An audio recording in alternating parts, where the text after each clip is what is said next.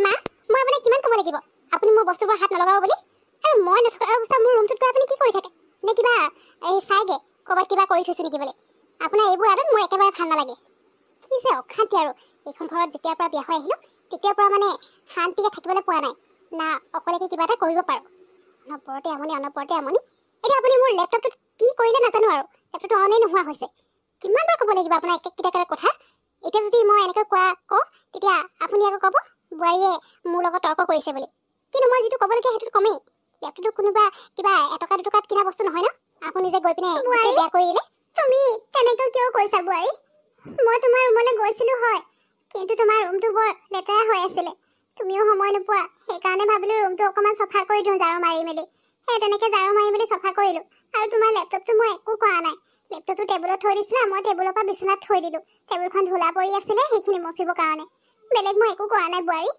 কি হৈছে মই নাজানো আৰু দেই তুমি মোক মিছাতে দুখ দিছা মা বহুত হৈ গ'ল অথনিৰ পৰা তোমালোকৰ কথাবোৰ শুনি আছো অংকিতা যি কৈছে ঠিকেই কৈছে আমি নথকা অৱস্থাত তুমি আমাৰ ৰুমত কিয় সোমাব লাগে আমাৰ ৰুম লেতেৰা হৈ থাকক ধূলা পৰি থাকক যি হৈ থাকিবলৈ দিয়া আমি থকা অৱস্থাত তোমাৰ যি কৰিব আছে কৰিবা নথকা অৱস্থাত ৰুমৰ ভিতৰত সোমাই পিনে ইটো বস্তু হাত লগাই থাকিবা এই লেপটপটো কিবা এটকা দুটকা অহা বস্তু নহয় ইমান দামী লেপটপ এটা এতিয়া তোমাৰ কাৰণে বেয়া হৈ গ'ল এতিয়া এইটো তুমি আনি দিব পাৰিবা জানো তোমাৰ ওচৰতো তেনেকৈ টকাই নাই লেপটপটো আকৌ আনি দিবলৈ এনেই বস্তুবোৰ বেয়া কৰি থাকিবা তইও তেনেকৈ কৈছ মোক তহঁতে বাৰু কিয় বুজি নাপাওঁ গোটেই দিনটো ঘৰৰ কাম বনবোৰ কৰি থকাই হয় তাৰপিছতো তহঁতৰ কথা শুনিব লাগে মইচোন কৈছোৱে তহঁতৰ ৰুমটো লেতেৰা হৈ আছিলে কাৰণে অকল ৰুমটো চাফা কৰিবলৈহে গৈছিলোঁ তহঁতৰ বস্তুত একো বস্তুতে মই অলপো হাত লগোৱা নাই তহঁতে কিয় বাৰু মোক দুখ দি আছ অ' গড সৌৰভ মোৰ কিন্তু সঁচাকৈ বিৰাট খং উঠিছে দেই মই তোমাক বাৰে বাৰে কৈ আছোঁ মই আৰু এইখন ঘৰত এনেকৈ থাকিব নোৱাৰোঁ ইমান অশান্তি কৰি থাকি তোমাৰ মায়ে আগত মই ঘৰত থাকোঁতে মোক কোনো ডিষ্টাৰ্ব কৰি নাথাকে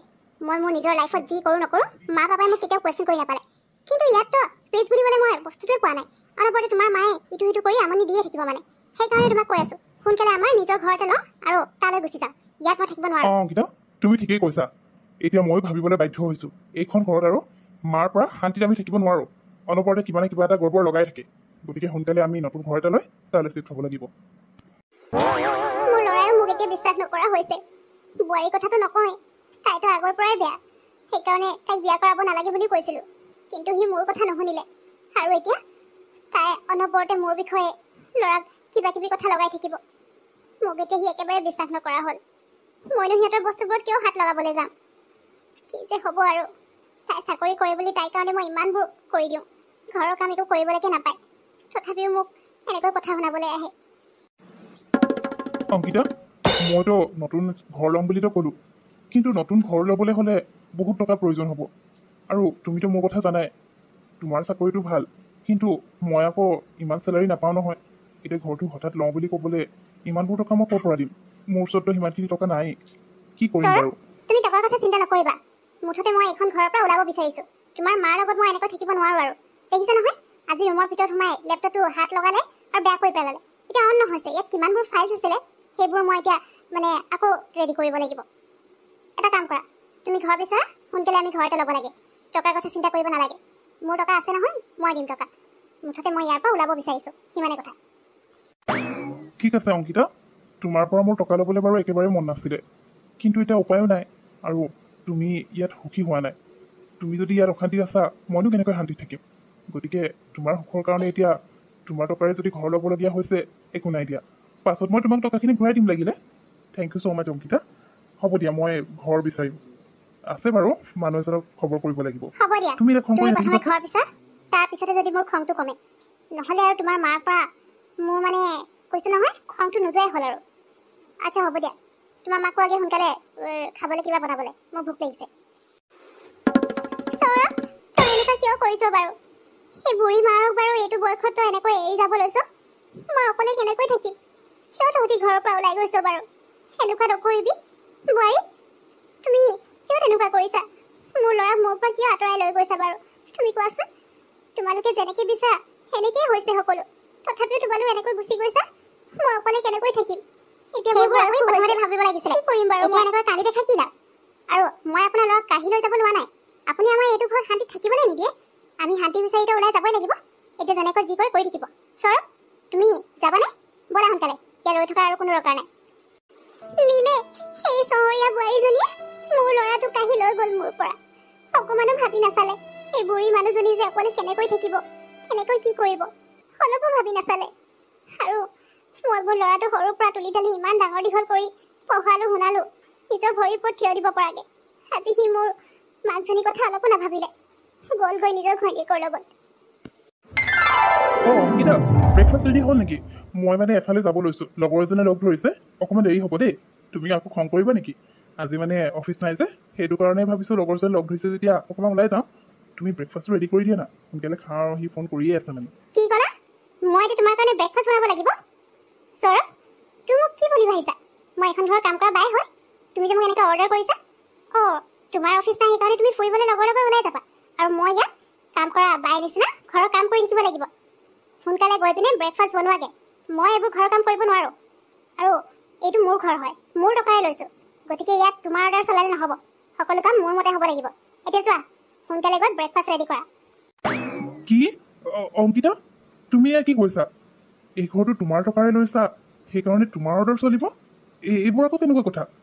মই যদি জনা হ'লে তেতিয়া তোমাৰ টকাৰে কেতিয়াও এই ঘৰটো ল'বলৈ নিদিলোঁ হয়।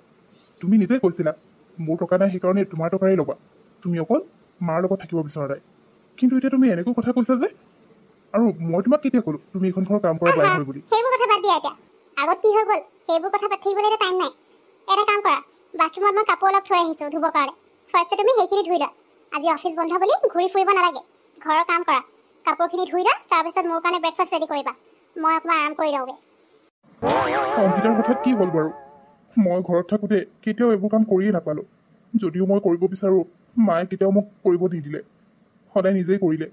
কিন্তু এতিয়া মই ইয়াত এইবোৰ কাম কৰিব লগা হৈছে। ইমানবোৰ কাপোৰ মোক ধুবলৈ কৈছে, লগতে ব্ৰেকফাষ্টটো মই বনাব লাগিব। ঘৰটো তাই টকাৰে লৈছে বুলি তাইৰ অৰ্ডাৰ মতে মই কাম কৰিম, সেইটোতো হ'ব নোৱাৰে। অথনিৰ পৰা কি কৰি আছা? ব্ৰেকফাষ্ট এতিয়ালৈকে ৰেডি হোৱাই নাই নেকি? মোৰ ভোক লাগিছে। অংকিতা, এতিয়ালৈকে হোৱা নাই মানে? তুমি নিজে চোন কৈছিলা কাপোৰখিনি ধুবলৈ আছে। কাপোৰখিনিতো তুমিও ধুব পাৰিলা হয়। তুমি ব্ৰেকফাষ্ট কিবা এটাতো কৰিব পাৰা। মই কাপোৰখিনি ধুওঁ মানে তুমি যদি ব্ৰেকফাষ্টটো ৰেডি কৰা হ'লে ইমান দেৰি নহয় ন? মোক খং কৰি কি লাভ? তুমি মোক এনেকৈ কথা কৈছা যে? আৰু মই ব্ৰেকফাষ্ট কিয় বনাব লাগে? অকল যে মাইকী মানুহে ঘৰৰ কাম কৰিব লাগে বুলি ক'ৰবাত লিখা আছে নেকি? তুমিতো কৰিব পাৰা। তোমাৰ আজি অফিচো নাই, এতিয়া মোৰো আজি অফিচ নাই। ময়ো তেতিয়াহ'লে ক'ৰবাত কাৰোবাৰ লগত ঘূৰিবলৈ ওলাই যাব পাৰিলোঁ হয়, কিন্তু মইতো যোৱা নাই। তেতিয়াহ'লে তুমি কিয় যাবা? ঘৰৰ কাম কৰা, সোনকালে মোক ব্ৰেকফাষ্ট দিয়া আহি। এয়া লোৱা তোমাৰ ব্ৰেকফাষ্ট। আৰু কিবা কাম আছে যদি কৈ দিবা, কাৰণ মইতো এতিয়া এইখন ঘৰৰ চাকৰ নিচিনাহে লাগিছে, গতিকে কৈ দিবা কিবা কাম বেছি কথা থাকিলে। নক'বা, দিয়া হাতত। অংকিতা, মোৰ গাটো ইমান ভাল লগা নাই, মূৰ বিষ কৰিছে। বেয়া নোপোৱা যদি তুমি মোৰ কাৰণে কফি একাপ বনাই আনিবা নেকি? বেলেগ একো কৰিব নালাগে, মই বাৰু নিজে কৰি ল'লোঁ হয়, কিন্তু এতিয়া গাটো বহুত বেয়া লাগিছে। কফি? সৌৰভ, বলিয়া হৈছে নেকি? মই এতিয়া তোমাৰ কাৰণে কফি বনাই থাকিবলৈ? মই শ্বপিং কৰিবলৈ যাওঁ মোৰ ফ্ৰেণ্ডৰ লগত, গতিকে তোমাৰ কি খাবলৈ মন গৈছে নিজে নিজে বনাই খোৱা। মোক আমনি কৰি নাথাকিবা। মই জাষ্ট তোমাক কথাষাৰ ক'বলৈহে আহিছিলোঁ। যাওঁ এতিয়া। অংকিতা একেবাৰে সলনি হৈ গ'ল। প্ৰথমেতো তাই তেনেকুৱা নাছিলে। আচলতে মোৰে ভুল হ'ল। মায়ে ঠিকেই কৈছিলে, মই মাক সেইখন ঘৰ অকলে এৰি ইয়ালৈ গুচি আহিব নালাগিছিল। অংকিতা এনেকুৱা বুলি মই ভবা নাছিলোঁ। মই আগতীয়াকৈ জনা হ'লে কেতিয়াও মই মাক অকলে এৰি অংকিতাৰ লগত গুচি নাহিলোঁ হয়। কিন্তু এতিয়া মই বুজি পালোঁ, এতিয়া আৰু দেৰি নকৰোঁ। মই অংকিতাৰ ঘৰত আৰু 1 মিনিটৰ কাৰণে নাথাকোঁ, নিজৰ ঘৰলৈ ঘূৰি যাম। অংকিতাই যদি মোক সঁচাকৈ ভাল পায় সেইখন ঘৰতে তাই থাকিব, আৰু যদি ভাল নাপায় তেতিয়াহ'লে থাকিব ইয়াত অকলে। মই কিন্তু ইয়াত থাকিবলৈ নাই, মই এতিয়াই ঘৰলৈ গুচি যাম। তই আহিলি, তোৰ কথা মোৰ ইমান মনত পৰি আছিলে। তই কিয় মোক এৰি থৈ গুচি গৈছিলি? মইতো আশাই বাদ দিছিলোঁ তই যে আকৌ সেই মাকজনীৰ ওচৰলৈ ঘূৰি আহিবি বুলি। আজি তোক দেখি মোৰ মনটো ইমান ভাল লাগিছে। ভালে আছনে তই? আৰু বোৱাৰী ক'ত?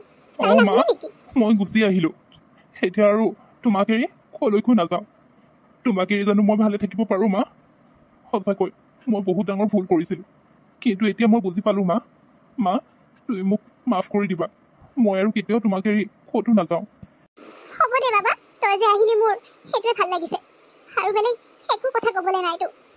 কোনোবা মাকে জানো নিজৰ ল'ৰাক বেয়া পাব পাৰে? তই কচোন। হ'ব দে, এতিয়াৰ পৰা এনেকুৱা ভুল কেতিয়াও নকৰিবি। সৌৰভ, তুমি মোক অকলে এৰি ইয়ালৈ কিয় গুচি আহিলা? অংকিতা, তুমি ইয়ালৈ কিয় আহিলা? আৰু মই কিয় সেইখন ঘৰ এৰি গুচি নাহিম? সেইটোতো তোমাৰহে ঘৰ হয়, তোমাৰ টাকৰে কিনিছা। মইতো তোমাৰ ঘৰত চাকৰ খেতি থাকিব নোৱাৰো। ইয়াত মোৰ মা অকলে থাকে। তোমাৰ কাৰণে মই মোৰ মাক এৰি থৈ গুচি গৈছিলো, কিন্তু তুমি কি কৰিলা মোৰ লগত? এতিয়া মই সকলো বুজি পালো, যি ভুল কৰিছিলো।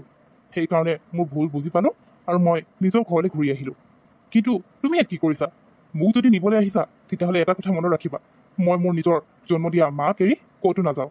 মায়ে মোক কেতিয়াও কষ্ট পাবলৈ দিয়া নাছিল, কিন্তু তুমিতো মোক চাকৰি বনাই পেলালা। নাই নাই সৌৰভ, মই তোমাক নিবলৈ অহা নাই।